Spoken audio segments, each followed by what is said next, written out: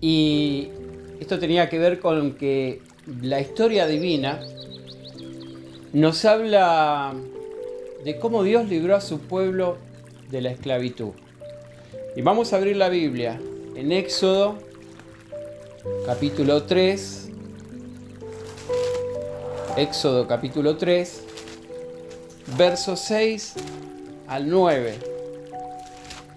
Éxodo, capítulo 3, versos 6 al 9, dice: Y dijo: Yo soy el Dios de tu padre, Dios de Abraham, Dios de Isaac y Dios de Jacob. Entonces Moisés cubrió su rostro porque tuvo miedo de mirar a Dios. Y dijo luego Jehová: Bien he visto la aflicción de mi pueblo que está en Egipto, y he oído su clamor a causa de sus extractores, pues he conocido su angustia.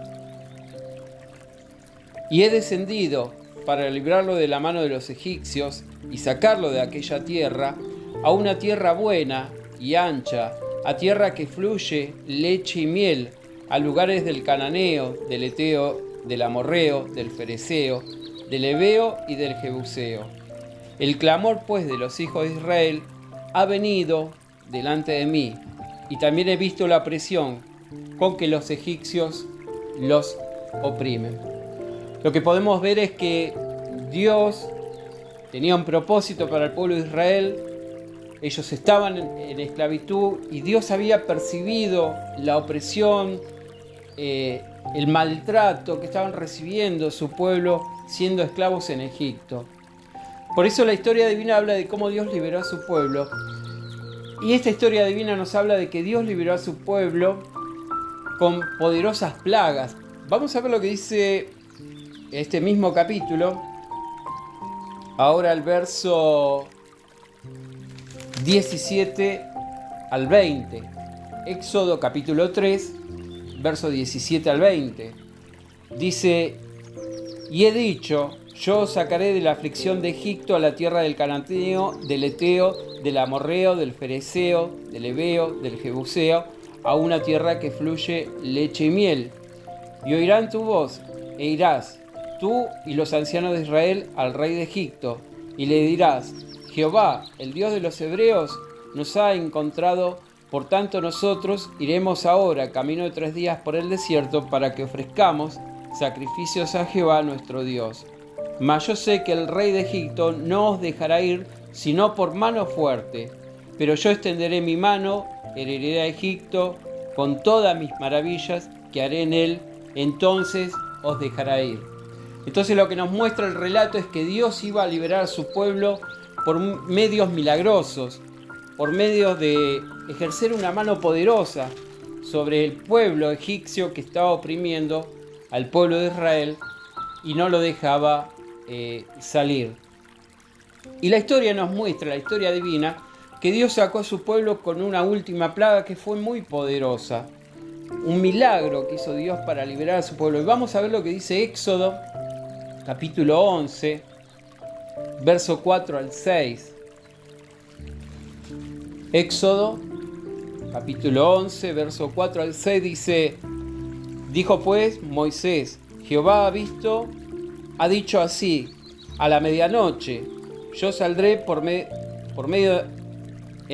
medio de Egipto, y morirá todo primogénito en la tierra de Egipto, desde el primogénito del faraón que se sienta en su trono, hasta el primogénito de la sierva que está tras el molino, y todo primogénito de las bestias. Y habrá gran clamor por toda la tierra de Egipto, la cual nunca hubo ni jamás habrá. Entonces, como dijimos, la palabra de Dios nos muestra de que Dios iba a enviar una última plaga, que iba a ser una plaga muy poderosa, que iba a traer mucho dolor, pero eso iba a hacer que el pueblo de Israel saliera liberado de Egipto, que era la muerte de todos los primogénitos de Israel. De Egipto. Y esa liberación tuvo tenía un día exacto, y hoy el pueblo judío, hasta en la actualidad, recuerda ese día en que Dios liberó al pueblo de Israel de la esclavitud de Egipto y salvó a los primogénitos. Vamos a abrir la Biblia en Éxodo, capítulo 12, el verso 3 primero. Dice, habla a toda la congregación de Israel diciendo: en el día 10 de este mes, tómese cada uno un cordero, según la familia de los padres, un cordero por familia. Versos 6 al 8. Y lo guardarás hasta el día 14 de este mes, y lo inmolará toda la congregación del pueblo de Israel entre las 2 tardes. Y tomará la sangre, y la pondrán en los 2 postes en el dintel de la casa en que han de comer. Y aquella noche comerán la carne asada al fuego, y panes sin levadura, con hierbas amargas lo comerán. Verso 14. Y en este día os será en memoria, y lo celebraréis como fiesta solemne para Jehová durante vuestras generaciones, por estatuto perpetuo lo celebraréis. Entonces, la liberación del pueblo de Israel tuvo un día exacto que fue el 14 de Nisan.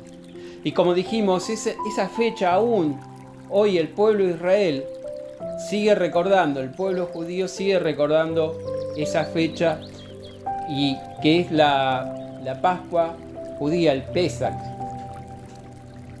Entonces, lo que podemos ver es que se conmemoraba esa fecha por medio de recordar que se había inmolado un cordero, que esa sangre había sido usada como señal, y que ese día era el día en que Dios había sacado a su pueblo, y que el pueblo de Israel tenía que constantemente, durante todos los años, recordar esta fecha. Y esta es la Pascua, ¿verdad? Jesucristo, que era judío también, recordaba él también, cuando estuvo en la tierra, esta fecha. Vamos a abrir la Biblia en Marcos, capítulo 14. Marcos, capítulo 14, verso 12. Dice Marcos 12, 14. 14, 12. Disculpen, hermanos. En el primer día de la fiesta de los panes sin levadura, cuando sacrificaban el cordero de la Pascua, sus discípulos le dijeron: ¿dónde quieres que vayamos a preparar para que comas la Pascua? Entonces, como dijimos, Jesucristo, como por ser parte del pueblo de Israel, él conmemoraba la Pascua. Y Jesús en este capítulo habla de que él pasó su última Pascua con sus más íntimos y sus discípulos. Entonces, lo que podemos ver es que Jesús explicó, cuando estaba con sus discípulos, algo mucho más importante que tenía que ver con la Pascua, y que ahora iba a diferir de lo que se recordaba como la Pascua del pueblo judío. La Pascua del 14 de Nisan para los discípulos de Jesús,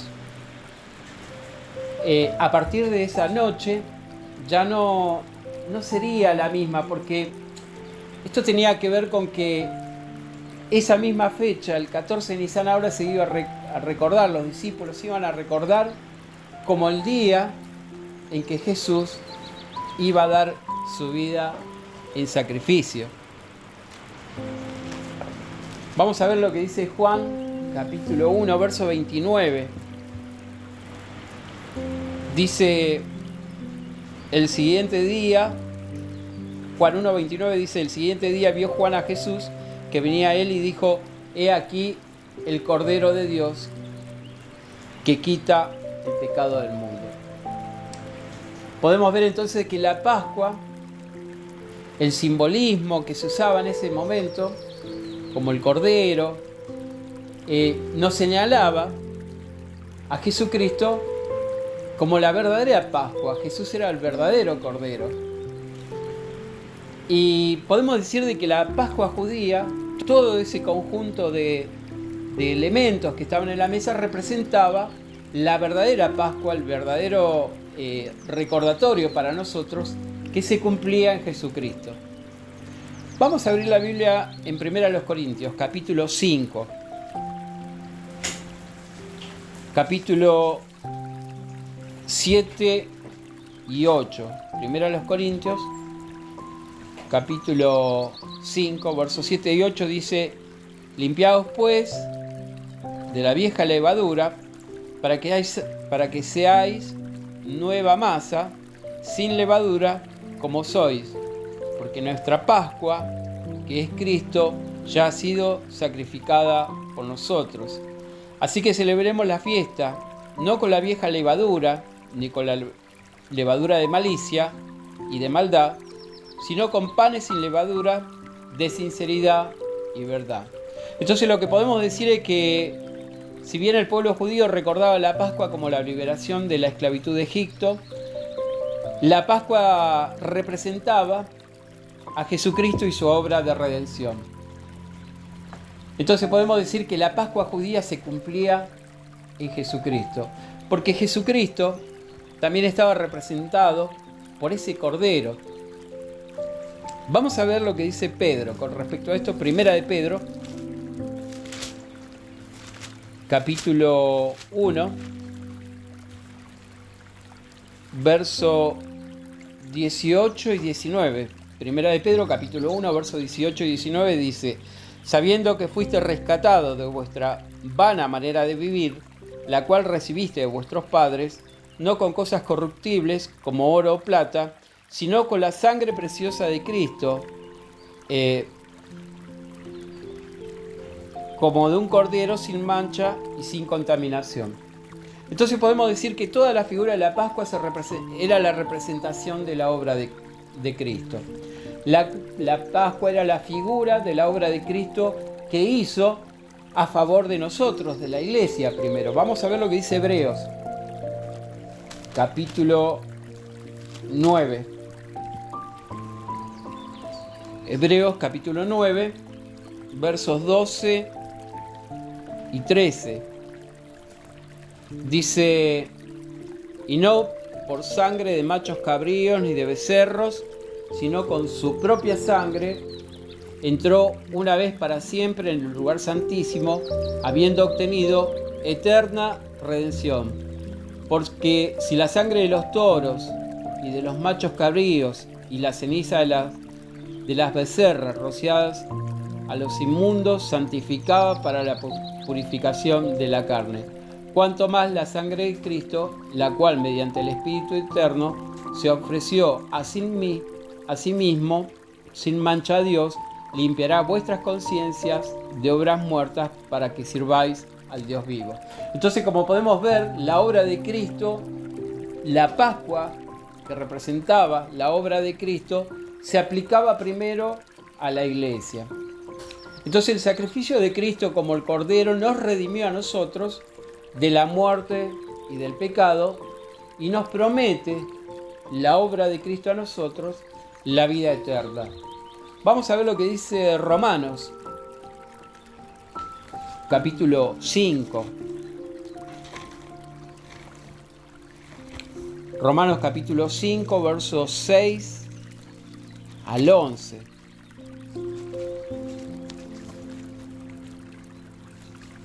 Porque Cristo, cuando aún éramos débiles a su tiempo, murió por los impíos. Ciertamente apenas moriría alguno por un justo, con todo pudiera ser que alguno osara morir por el bueno. Mas Dios muestra su amor para con nosotros, en que siendo aún pecadores, Cristo murió por nosotros. Pues mucho más, estando ya justificados en su sangre, por él seremos salvos de la ira. Porque si siendo enemigos fuimos reconciliados con Dios por la muerte de su Hijo, mucho más, estando ya reconciliados, seremos salvos por su vida. Y no solo esto, sino que también nos gloriamos en Dios por el Señor nuestro Jesucristo, por quien hemos recibido la reconciliación. Entonces, como dijimos, Jesucristo era ese cordero pascual que el pueblo de Israel sacrificaba. Ese era el simbolismo de la obra de Cristo, y que gracias a ese sacrificio que ha hecho Jesucristo por nosotros, nosotros como iglesia hemos recibido la reconciliación con Dios por medio de ejercer fe en la obra de Cristo, y también hemos obtenido la promesa de la vida eterna. Entonces podemos decir que la Pascua que festejaba el pueblo de Israel era todo el simbolismo de la obra que iba a hacer Cristo por nuestra salvación y también por el mundo. Y esto es importante tenerlo en cuenta porque dentro de unos días nosotros vamos a recordar lo que significó para nosotros ese día en que Jesús realizó esta obra de sacrificio como el Cordero Pascual que quita el pecado del mundo. Ese día va a ser el 14 de Nisan. Y para todos nosotros que aceptamos el sacrificio de Jesús, tenemos fe en la obra de Cristo, y para todos nosotros que hemos entregado nuestra voluntad a Dios o nos hemos consagrado a Jehová y a Jesucristo, vamos a participar esa fecha en participar en los emblemas del pan y el vino, porque eso nos va a hacer recordar el sacrificio de Cristo, su cuerpo perfecto en la agonía, en el Calvario, su sangre derramada. Entonces nosotros como iglesia vamos a recordar que la sangre derramada nos hace justo a nosotros delante de Dios. Vamos a ver lo que dice Romanos, el capítulo 5 nuevamente, el verso 18. Dice: así que por la transgresión de uno vino la condenación a todos los hombres, de la misma manera por la justicia de uno vino a todos los hombres la justificación de vida. Entonces, gracias a esa obra que ha hecho Cristo de sacrificar su vida perfecta, nosotros podemos tener delante de Jehová, nuestro Padre Celestial, la calidad de justos. También podemos decir que, a pesar de ser humanos imperfectos, como estuvimos hablando al principio, la obra redentora de Cristo, como el Cordero Pascual, nos limpia de nuestras fallas que vamos a cometer de seguro delante de nuestro Padre Celestial, porque necesitamos siempre ese perdón. Vamos a ver lo que dice Primera de Juan, capítulo 2, verso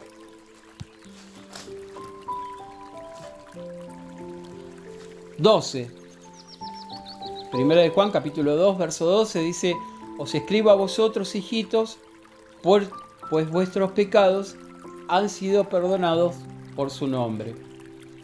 Estos son los grandes beneficios que nosotros tenemos de la obra redentora de Jesucristo como el Cordero Pascual: el perdón de los pecados.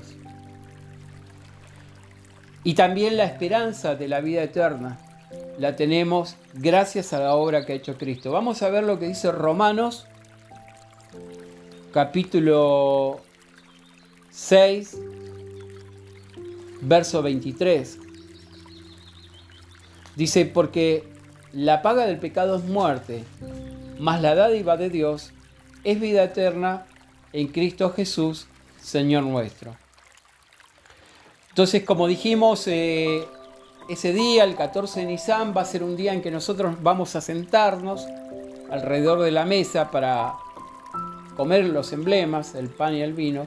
Y esa noche va a ser una noche que recordemos todo lo que significa en sentido espiritual para nosotros la obra redentora de Cristo. El perdón de los pecados, nos ha hecho justos delante de Dios, nos da esperanza a la vida eterna. Y tenemos que recordar de que esa noche es una noche especial para nuestra vida espiritual, porque es una fecha más en que vamos a renovar también nuestros compromisos de consagración que hicimos a nuestro Padre Celestial a través de Cristo. Y es una noche en que vamos a recordar cada aspecto de lo que ha hecho Cristo por nosotros y que esto nos abrió el camino a la salvación, a la vida eterna.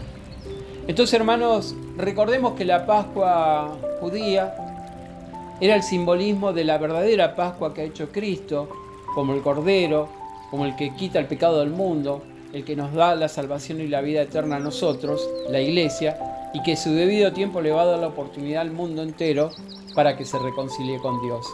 Que todos los que esta noche estamos presentes podamos participar el 14 de Nisan, de esa noche tan especial para nosotros, para que podamos renovar también nuestro compromiso con nuestro Padre Celestial por todo lo que ha hecho por nosotros.